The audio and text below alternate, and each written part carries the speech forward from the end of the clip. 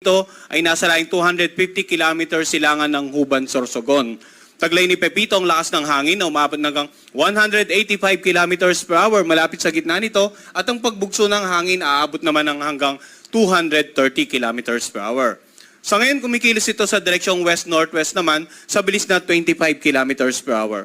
So mapapansin natin, kahit nasa karagatan pa yung tinatayang mata ng bagyong si Pepito, yung makakapal na kaulapan nito ay tumatama na nga sa ilang bahagi ng Bicol Region, sa nakararaming bahagi ng Eastern Visayas at maging dito sa may bandang northeastern part ng Mindanao.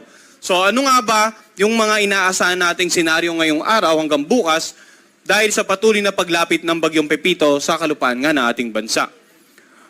So, tanaw na rin ng ating lawang radar station ang mata ng bagyong Pepito. So, nasa Northern Samar po itong ating radar station na kasama rin po sa mga base